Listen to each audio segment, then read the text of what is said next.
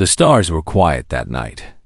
They always were in the outer rim, far from the busy trade routes and crowded space stations of the inner galaxy. Out here, ships could travel for weeks without seeing another vessel. It was peaceful. It was safe. Or so Captain Yuna had always believed. She stood on the bridge of her cargo ship, the gentle dawn, watching the endless blackness through the main window. Behind her, the soft hum of the ship's engines created a gentle rhythm that had become like a heartbeat to her over the years. She had captained this vessel for 15 cycles now, carrying goods between distant colonies, and she had never once faced real danger. The Vallarans were not a fighting people. They never had been. With their tall, thin bodies and silvery skin that seemed to glow in dim light, they were built for thought, not war. Their large, dark eyes could see beauty in the smallest things. Their long fingers were perfect for art and science and delicate work. But they were not made for violence. Yuna's crew of 43 souls were like family to her. There was old Moran, the chief engineer, who had served on this ship longer than Yuna herself. There was young Sora, barely out of training, who still got excited every time they passed through a nebula. There were the twin navigators, Hana and Nari, who could plot a course through an asteroid field with their eyes closed. Each one of them trusted Yuna with their lives. She would not fail them. Captain called Bora from the sensor station. Her voice was calm, but carried an edge that made Yuna turn immediately. "I am picking up something strange." Yuna walked over to look at the screen. 3 small dots were moving toward them from the darkness of space. They were moving fast. Too fast for cargo ships. Too fast for anything friendly. "Can you identify them?" Yuna asked. Bora's silver fingers danced across the controls. Her large eyes widened slowly as the data came through. The color drained from her face. "Keth," she whispered. 3 Keth Raider ships. The word hit the bridge like a physical blow. Every Valoran knew that name. Every child in the galaxy had heard the stories. The Keth Dominion were slavers, raiders, monsters who preyed on the weak and defenseless. They came from a harsh desert world that had made them hard and cruel. Their reptilian bodies were covered in thick scales that could stop a blade. Their clawed hands had torn apart countless innocents. They took what they wanted and destroyed what they could not take, and they were coming. How long? Yuna asked. Her voice did not shake. She would not let it shake. 12 minutes, Bora replied. Maybe less. Yuna's mind raced. The Gentle Dawn was a cargo ship. It had no weapons. Its shields were designed for asteroid impacts, not plasma fire. They could not fight. They could not run. The Keth ships were 3 times faster than anything she commanded. Send out a distress call, Yuna ordered. All frequencies. Maximum power. Captain, said Jinho, her communications officer. There are no allied ships within range. No one will reach us in time. Send it anyway, Yuna said. Someone might hear. Someone might come. She did not believe her own words. But she had to try. She had to do something. The next 10 minutes passed like hours. Yuna ordered all crew to the main cargo bay. It was the most protected part of the ship, with the thickest walls. If the Keth boarded them, she wanted everyone together. She wanted to protect them for as long as she could. The crew gathered in silence. Some held hands. Some prayed to the old gods of their homeworld. Young Sora was crying quietly, and old Moran held her like a grandfather would hold a frightened child. The twin navigators stood together, their faces mirrors of each other's fear. Yuna stood before them all. She wanted to say something brave. She wanted to tell them everything would be fine. But she could not lie to them. Not now. I'm sorry, she said simply. I am so sorry. The first impact shook the entire ship. The lights flickered. Alarms began to scream. Somewhere above them, metal tore and twisted as the keth-cutting tools burned through the hull. Then came the boots. Heavy footsteps on metal floors. Getting closer. Getting louder. The cargo bay doors exploded inward. They came through the smoke like nightmares made real. Keth soldiers, 7 feet tall, their green scales gleaming under the emergency lights. Their yellow eyes swept across the cowering Valorans with a hunger that made Yuna's blood freeze. They carried weapons that hummed with deadly energy. They wore armor that had seen 1,000 battles. Their leader stepped forward. He was massive, even for a Keth. A long scar ran down the left side of his face, cutting through his eye and leaving it milky white. When he smiled, rows of sharp teeth glistened. 43, he said, his voice like rocks grinding together. A good catch. He looked directly at Yuna. You are the captain, yes. I am Commander Gorak. Your ship belongs to me now. Your crew belongs to me now. You will fetch a good price in the slave markets of Drath Prime. Yuna stepped forward. Her legs trembled, but she forced them to hold her upright. Please, she said. Take the cargo. Take the ship. But let my crew go. They are innocent. They have done nothing to you. Gorak laughed. It was an ugly sound. Innocent? He grabbed Yuna by the throat and lifted her off her feet like she weighed nothing. Innocence is weakness, and weakness is profit. He threw her to the ground. Yuna gasped for air as Keth soldiers moved among her crew, binding their hands with energy cuffs, somewhere, light years away. Her distress call was still traveling through the void, and somewhere, in a system she had never heard of, someone was listening. The patrol ship Shadow Wolf moved through the darkness between stars. It was not a large vessel. It carried only 1 squad of 8 soldiers and their equipment. But what it lacked in size, it made up for in speed and silence. This was a hunter's ship, and the hunters aboard were very good at their job. Lieutenant Dohe sat in the command chair, reading reports on her tablet. She was young for her rank, only 28 Earth years old, but no one who looked into her eyes would call her inexperienced. A thin scar ran down her left cheek, a gift from a knife fight on a moon she tried not to think about. Her black hair was cut short, practical for combat. Her hands were steady, always steady, even when everything around her was falling apart. Lieutenant, called Specialist Minji from the communication station. I am picking up a distress signal. Dahi looked up. Source. Unknown vessel. Cargo ship, I think. The signal is weak, but I am cleaning it up now. Minji's fingers worked quickly. Then she stopped. Her face went pale. It is a Valoran ship. They are being attacked by Keth raiders. The bridge went silent. Sergeant Taiwan, the biggest man on the ship, stood up from his seat. He was nearly 2 meters tall and built like a wall. His arms were thick with muscle, and his face looked like it had been carved from stone. But his voice was surprisingly gentle when he spoke. How far? 30 minutes at maximum speed, Minji replied. Maybe we can make it in 25 if we push the engines. The Valorans do not have 30 minutes, said Corporal Jizu. She was small but fierce, with quick eyes that missed nothing. The Keth do not waste time. They will have them in chains within the hour. Dahi stood.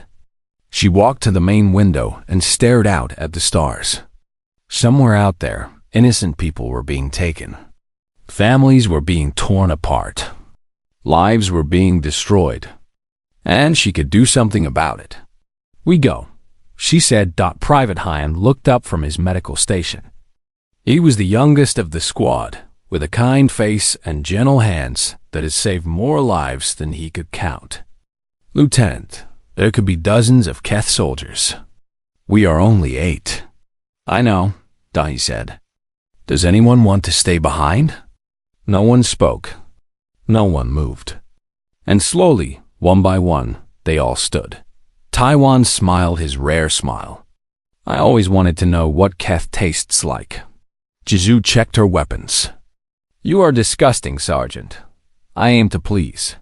As the Shadow Wolf changed course and accelerated toward the distress signal, Dahi thought about the stories she had heard growing up. Stories about the galaxy and the creatures that lived in it. Stories about how humans were seen by other species. They called them Deathworlders. Earth was classified as a Class 12 planet on the Galactic Danger Scale. Most inhabited worlds were Class 2 or 3. Earth had everything that should have killed its native species 1,000 times over. The gravity was crushing. The temperature swung from burning hot to freezing cold. The atmosphere was filled with a corrosive gas called oxygen. The planet was covered with predators, from the tiny insects that carried deadly diseases to the massive creatures that could tear a person apart with their teeth and claws. And yet humans had not only survived, they had thrived. They had become the apex predator of their world. They had built cities and ships and weapons. They had reached out into the stars. The galaxy had not known what to make of them. Some species saw humans as monsters. Dangerous, unpredictable, impossible to kill. Stories spread of human soldiers who kept fighting with injuries that would kill any other being. Of humans who could run for hours without stopping. Of humans who could survive in environments that would destroy most life forms. Of humans who formed bonds so strong they would die for each other without a second thought. Other species saw humans as savages. Primitive creatures from a primitive world who had somehow stumbled into space. They looked down on humans, dismissed them, ignored them. The Keth were among those who ignored them. They had never faced humans in battle. They had heard the stories, of course, but they did not believe them. How could they? No species could be as resilient as the stories claimed. No species could be as relentless. Commander Gorak had laughed when one of his soldiers mentioned the human patrols in this sector. Let them come, he had said. I have killed 100 species. Humans will bleed and die like all the rest. He did not know that the Shadow Wolf was coming. He did not know that Lieutenant Dohi had already begun planning her assault. He did not know that 8 human soldiers were checking their weapons, reviewing their tactics, and preparing to do what humans had always done, fight against impossible odds. And when, on the gentle dawn, the Valorans were being herded toward the Keth transport ships. Captain Yuna walked with her head held high, though her heart was breaking. Around her, she could hear her crew crying, praying, calling out to each other in voices thick with fear. She thought about the story she had heard about humans. Every species had heard them. Tales of deathworlders who could take wounds that would kill anyone else and keep moving. Tales of soldiers who never surrendered, never gave up, never stopped fighting until they won or died. She had never believed those stories. They seemed too incredible, too exaggerated, too much like myths and legends. But as she looked up at the cold stars through a hole in her ship's hull, she found herself hoping that somewhere out there, the legends were real, hoping that someone was coming, hoping that the monsters had monsters of their own to fear. 19 minutes away, the Shadow Wolf pushed its engines past their safety limits. Sparks flew from overworked systems. Warning lights flashed red. But no one on board cared about safety limits, not when innocent lives hung in the balance. Dahi looked at her squad, her family, the people she would die for without hesitation. Lock and load, she said. We have work to do. The Shadow Wolf came out of faster-than-light travel like a bullet from a gun. It shot through the darkness toward the 4 connected ships. 3 Keth raiders. 1 wounded Valoran cargo vessel. They hung in space like predators feeding on fallen prey. Scan complete, said Specialist Minji. I count 47 Keth soldiers spread across the ships. Most are on the Valoran vessel or the main raider. The Valorans are being moved to the raider's cargo hold. Time until they jumped to light speed? Dahi asked. 8 minutes. Maybe less. Dahi nodded.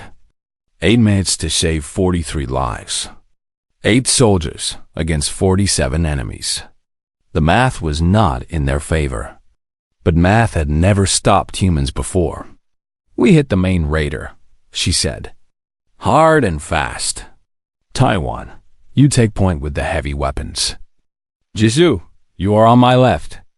Everyone else, standard breach formation. Hyan, stay back and handle medical. We are going to need you. Private Hyan nodded, his young face serious. I will be ready.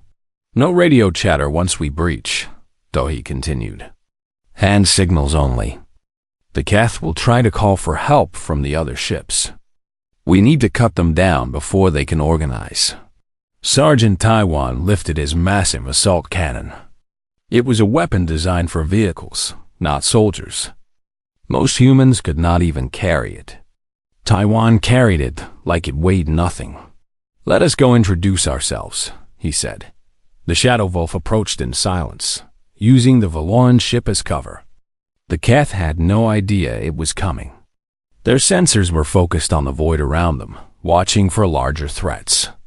They did not expect a single patrol ship to attack 3 raiders. Why would they? It would be suicide. The Shadow Wolf attached to the main raider with a soft thump. The docking clamp sealed against the hull. The breach charge was placed. 8 humans stood in the airlock, weapons ready, hearts pounding, minds clear. Dahi looked at her squad one last time. These were her people, her brothers and sisters. She had trained with them, led with them, laughed with them. She would die for any of them. For the innocent, she said quietly. For the innocent, they answered. The breach charge exploded. The wall of the Keth ship tore open like paper. Smoke and fire burst inward. Emergency alarms screamed. And through the chaos, through the flames, through the choking darkness, the humans came. Dahi was first through the breach. Her rifle was up before her boots touched the deck. 2 Keth soldiers stood in the corridor, turning toward the explosion with shock on their reptilian faces. She shot them both before they could raise their weapons. The shots echoed in the metal hallway like thunder. Behind her, Taiwan opened fire with his cannon. The weapon roared like an angry god. A group of Keth soldiers trying to form a defensive line simply ceased to exist. The wall behind them was painted with green blood. Jisoo moved like water, flowing through the smoke and shadows. Her smaller rifle cracked again and again, each shot finding its target. A Keth soldier fell with a hole through his throat. Another dropped with a round through his eye. She did not waste a single bullet. The squad advanced. The Keth tried to fight back. They were not cowards.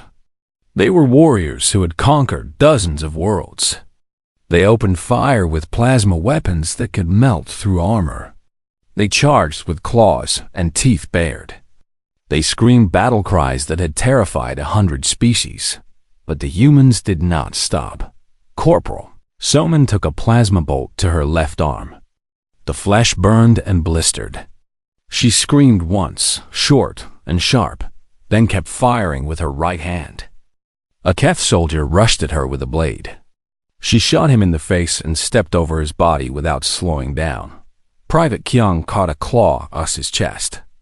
The blow tore through his armor and drew blood. He responded by grabbing the Keth's arm, breaking it at the elbow, and using the creature as a shield while he continued to fire. Dahi took a hit to her shoulder. The plasma burned through her armor and into the muscle beneath. The pain was incredible, like liquid fire being poured into her body. But she had been trained to fight through pain. She had been born on a world where pain was a constant companion. She gritted her teeth and pushed forward. Commander Gorak heard the sounds of battle and could not believe what he was hearing. His soldiers were dying. His invincible warriors were being cut down like grass before a scythe. He grabbed his communicator and screamed for reinforcements from the other ships. Static answered him. The humans had jammed their communications. He rushed toward the cargo hold where the Valoran prisoners waited. If he could not win this fight, he would at least take hostages. He would use the weak aliens as shields, as bargaining chips, as leverage. He burst through the cargo hold doors and stopped dead. The Valorans were still there, huddled together in terror. But standing between them and the door was a single human. A young man with kind eyes and a medical kit strapped to his back. Private Hyan. "Step aside, little creature," Gorak growled. He drew his blade, a weapon that had killed dozens of enemies. "You cannot stop me." Hyan did not step aside. He did not run. He raised his sidearm with steady hands. "These people are under my protection," he said simply. Gorak laughed and charged. The shot took him in the knee. He stumbled. The second shot hit his other knee. He fell. The third shot went through his sword hand, and the blade clattered to the floor. Hyan walked forward and pressed his pistol against Gorak's forehead. "I am a medic," Hyan said quietly. "I save lives. But today, I will make an exception." Behind them, the sounds of battle faded. The humans had won. Captain Yuna watched with wide eyes as the smoke cleared. 8 humans stood among the bodies of 47 Keth soldiers. They were wounded, bleeding, exhausted. But they were alive. And so was every single Valoran. Dohi walked forward, removing her helmet. Blood ran down her arm from the wound in her shoulder, but she smiled. "Is everyone all right?" she asked. Yuna could not speak. She could only stare at this impossible creature, this Death Worlder who had come from nowhere to save them all. The legends were true, every single one of them. The silence after battle was always strange. One moment, there was chaos and noise and death. The next moment, there was only the soft hum of ship systems and the quiet sounds of the wounded being treated. Captain Yuna sat against the wall of the cargo hold, watching the humans work. They moved with purpose and efficiency, each one knowing exactly what to do without being told. The big one, Taiwan, was securing the surviving Keth prisoners with energy cuffs. The quick one, Jisu, was downloading data from the Keth computers. The others were checking the ship systems, making sure there were no more threats. And the young medic, Hyan, was treating everyone, human and Valoran alike. He had already stitched up the wound on Duhi's shoulder. She had not even flinched as the needle went through her flesh. Now Hyan was moving among the Valorans, checking for injuries, offering water, speaking in soft tones that seemed to calm even the most terrified crew members. Old Moran, the chief engineer, had a cut on his head from when he had been thrown to the ground. Hyan cleaned it gently and applied a bandage with hands that were both skilled and kind. "Why?" Moran asked, his voice cracking. "Why did you come for us?" Hyan looked at him with those gentle eyes. "Because you needed help," he said. "Is there any other reason needed?" Yuna pushed herself to her feet and walked toward Lieutenant Dahi. The human woman was standing by a window, looking out at the stars. Her armor was scorched and dented. Her face was tired, but there was something peaceful about her expression. "Lieutenant," Yuna said. Dahi turned. "Captain, how are your people?" "Alive," Yuna said. "Thanks to you." She paused, searching for the right words. "I must understand something. Please." "Ask." "You came for us without hesitation. You fought against enemies that outnumbered you nearly 6-1. You took wounds that should have killed you." Yuna shook her head slowly. "I have heard stories about humans. Everyone has. But I never believed them. I thought they were exaggerations, myths." Dahi smiled slightly. "And now?" "Now I do not know what to think." Yuna looked at Dahi with her large, dark eyes. "What are you? How can you do these things?" Dahi was quiet for a long moment. Then she turned back to the window. Do you know what Earth is like? She asked. I have heard some things, Yuna said. High gravity, extreme temperatures, many predators. That is the simple version, Dahi said. The truth is more complicated. She paused. On Earth, everything is trying to kill you. The weather can change from calm to deadly in minutes. The animals will hunt you if they are hungry. The plants can be poisonous. Even the tiny creatures you cannot see can make you sick and kill you in days. Yuna shivered. How did your species survive? We adapted, Dahi said. We became tough. Our bodies learned to heal quickly, to push through pain, to keep going when everything said we should stop. But that is not what makes us strong. Then what does? Dahi turned to face Yuna. Her eyes were serious now, intense. We learned to work together, she said. We learned that one human alone is weak, but many humans together are unstoppable. We formed families, tribes, nations. We fought for each other. We died for each other. And somewhere along the way, we learned that protecting the innocent is the most important thing we can do. She gestured toward her squad, who was still working around the cargo hold. Every human here would give their life for a stranger. Not because we want to die, but because we know that some things are worth dying for. Freedom is worth dying for. Justice is worth dying for. Protecting the helpless is worth dying for. Yuna felt tears forming in her eyes. We have no such warriors among my people. We have never needed them. We have always been peaceful. There's nothing wrong with peace, Dahi said gently. Your people are beautiful. Your art, your science, your philosophy. The galaxy is richer because your species exists. But the galaxy is also dangerous. There are those who would destroy beauty simply because they can. The Keth, and others like them. Dahi nodded. That is why we fight.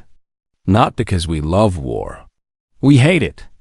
Every soldier I know wishes they never had to fire their weapon again.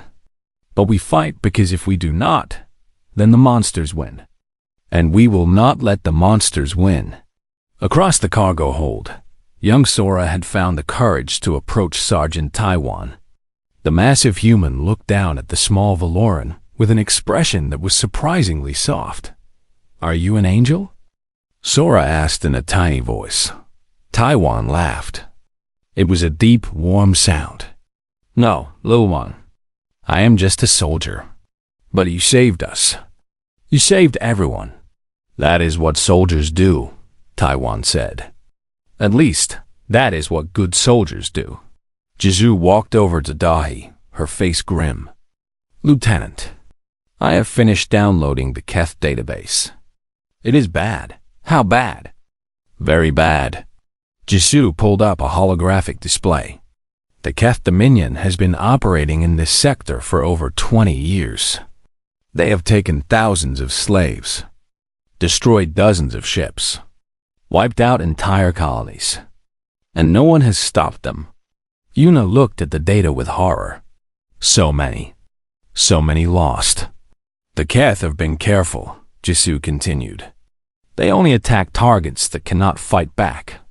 They avoid human space, avoid the larger military powers. They prey on the weak and the isolated. Dahi's jaw tightened. Not anymore, Lieutenant. Send this data to command, Dahi said. All of it. Every ship location, every slave route, every base of operations. The Keth Dominion ends now. Jizu nodded and moved to the communication station. Hyan approached them, wiping blood from his hands with a clean cloth. All the Valorans are stable. A few minor injuries. Nothing serious. The humans are fine too. Well, fine for humans.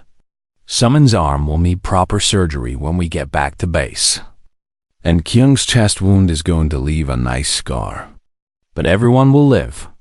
Good work, though he said. There is one more thing. Hyan looked uncomfortable. Commander Garak, The one I shot. He is still alive. I did not hit anything vital. What do you want me to do with him? Dahi considered for a moment. Patch him up. He will face justice for his crimes. Real justice, in front of a proper court. We are not executioners. Understood. As Hyam walked away, Yuna looked at Dahi with new respect. You could have killed him, she said. After everything he did, no one would have blamed you. Maybe, Dahi said. But that is not who we are. We fight to protect. We fight to save. We do not fight for revenge.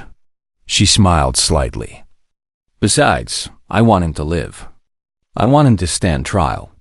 I want the whole galaxy to see that the Keth are not invincible. That they can be stopped. That they will be stopped. For the first time since the nightmare began, Yuna felt something she had not felt in hours. Hope. The video spread across the galaxy, like fire through dry grass. Someone had recovered the security footage from the gentle dawn. Every camera on every ship had captured pieces of the battle. And when those pieces were put together, they told a story that changed everything. 8 humans against 47 Keth soldiers. The footage showed the breach, the smoke, the fire, and then the humans emerging like ghosts from the chaos. It showed Lieutenant Dohi taking a plasma bolt to the shoulder and continuing to fight. It showed Sergeant Taiwan walking calmly through enemy fire, his massive cannon clearing entire corridors. It showed Corporal Jisoo moving through the shadows. Each shot a perfect kill. It showed Private Hyan standing alone between Commander Gorak and 43 terrified civilians, refusing to move, refusing to give ground. Shooting the massive Keth. Commander down with 3 precise shots. The video was watched billions of times in the first day alone. It was translated into 100 languages. It was played on news broadcasts across every inhabited world. And everywhere it was seen. The reaction was the same. Shock, disbelief, and then slowly, something that looked very much like hope. The Galactic Council demanded answers. They summoned the human ambassador to explain what they had witnessed. How could 8 soldiers defeat 47? How could wounded humans continue to fight? How could a species be so resilient, so relentless, so utterly unstoppable? Ambassador Yoonji stood before the council with calm dignity. She was an older woman with gray hair and kind eyes that had seen much in her 60 years of life. Her voice was soft but carried to every corner of the great chamber. You ask us to explain ourselves, she said. You ask how we do the things we do. The answer is simple, though perhaps not easy to understand. She paused and looked around at the assembled representatives of 100 species. We evolved on a world that wanted us dead. Every day of our existence was a battle for survival. We learned to endure pain that would kill others. We learned to heal from wounds that should be fatal. We learned to push our bodies and minds beyond their limits because on our world, there was no choice. You either pushed beyond your limits or you died. A murmur ran through the council. But that is not why we fight, Yoonji continued. Survival alone does not make a species great. What makes us great is what we choose to do with our strength. She stepped forward, her eyes bright with conviction. We choose to protect. We choose to defend those who cannot defend themselves. We choose to stand between the innocent and those who would harm them. This is not because we are stronger or better than other species. It is because we understand something fundamental about the universe. She let the silence stretch for a moment. The measure of a species is not how it treats the powerful. It is how it protects the weak. The strong do not need protection. The wealthy do not need defenders. It is the small, the vulnerable, the innocent who need someone to stand for them. And we have chosen to be that someone. The Valaran representative rose. She was tall and silver-skinned, with tears glistening in her large, dark eyes. My people were saved by humans, she said. 43 of my people are alive today, because 8 human soldiers chose to risk everything for strangers they had never met. I have seen the footage. I have spoken with Captain Yuna. What the humans did was not just brave. It was miraculous. Other representatives began to speak. The Turani, whose merchant ships had been raided by Keth for decades. The Malari, who had lost entire colonies to Keth slavers. The Vrix, whose children had been taken and never seen again. One by one, they stood and spoke of their suffering at the hands of the Keth Dominion. And one by one, they asked the same question. Will you help us? Ambassador Yunji smiled. We already are. Across the galaxy, human military forces were already moving. The data that Corporal Jisoo had recovered from the Keth computers had revealed everything. Every slave route. Every hidden base. Every ship in the Keth fleet. Lieutenant Dahi led the assault on the first slave processing facility. She was at the front of the line when the doors blew open, her rifle up, her eyes cold. Behind her came Taiwan and Jisoo and the rest of her squad, along with 200 other human marines. The Keth never stood a chance. Within 6 months, the Keth Dominion had collapsed. Their leaders were captured and brought to trial. Their slaves were freed, thousands upon thousands of beings from dozens of species, returning to families who had thought them lost forever. Their ships were destroyed or captured. Their empire, built on pain and suffering, crumbled to dust. Captain Yuna returned to her homeworld a hero. She told her story to anyone who would listen. She spoke of the terror she had felt when the Keth came. Then she spoke of the hope she had felt when the humans emerged from the smoke. She kept a small, human flag in her quarters for the rest of her life. A gift from Lieutenant Dahi, a reminder that even in the darkest moments, help could come from the most unexpected places and across the galaxy. Something changed. When distress calls went out, they were answered. When the innocent were threatened, defenders appeared. The humans had shown the galaxy what was possible. When the strong chose to protect the weak, other species began to follow their example. Baloran scientists developed better defensive systems for their ships. Turani merchants armed their vessels for the first time in their history. Malari soldiers trained alongside human marines, learning the arts of war so they could defend their homes. The galaxy was not perfect. It never would be. There would always be those who preyed on the weak, who took what they wanted, who cared nothing for the suffering of others. But now there was something new, something powerful, something that made the monsters pause and think twice before attacking. There were defenders now. There were protectors. There were those who would stand in the fire and refuse to fall. Lieutenant Dohi never stopped fighting. She rose through the ranks, becoming a commander, then an admiral. She led fleets against pirates and slavers and tyrants. She saved countless lives. And when young soldiers asked her why she fought, she always gave the same answer. Because someone called for help. That is reason enough.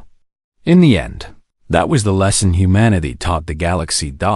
It was not about being the strongest or the fastest or the most powerful. It was about making a choice.